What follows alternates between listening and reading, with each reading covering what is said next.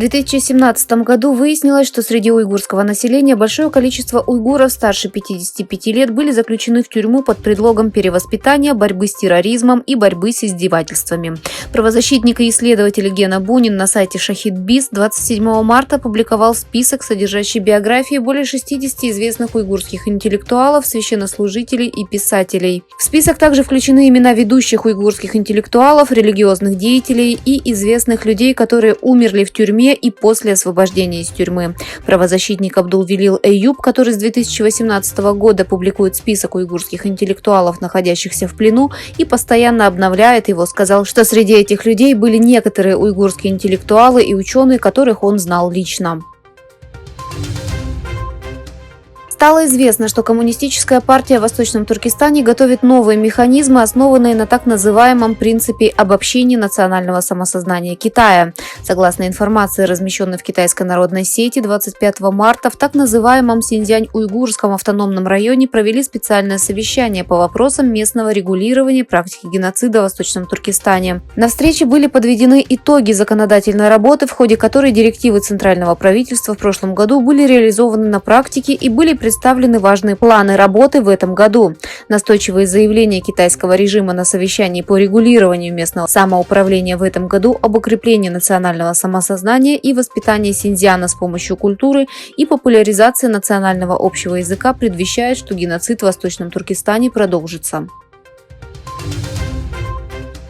Китайская администрация продолжает свою многолетнюю политику запрета поста и репрессий в отношении турок-уйгуров, проживающих в Восточном Туркестане, также во время Рамадана. Как сообщает радио «Свободная Азия», в этом году китайское правительство якобы проводило различные художественные мероприятия, посвященные еде во время Рамадана, поощряя участников к принудительному питанию, и с помощью этой практики были выявлены те, кто тайно постился, что привело к принудительному обналичиванию средств за пост. Сообщается, что тысячи людей, которые участвовали в мероприятиях, проводимых в соседнем с Кашгаром районе Артуш, были насильственно нарушены, что вызвало резкую реакцию среди населения.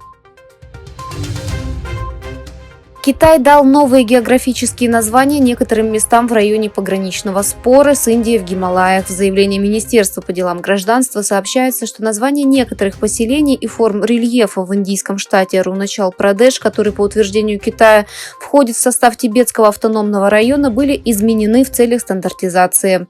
Визит премьер-министра Индии Моди в регион для открытия туннеля в начале этого месяца вызвал протест со стороны Китая. На местных выборах 31 марта НРП, вступившая в союз без альянса, одержала историческую победу, с их точки зрения заняв первое партийное место по неофициальным результатам после выборов 1977 года. Правящая партия справедливости и развития завершила гонку на втором месте и впервые за 22 года своего правления потерпела поражение на выборах.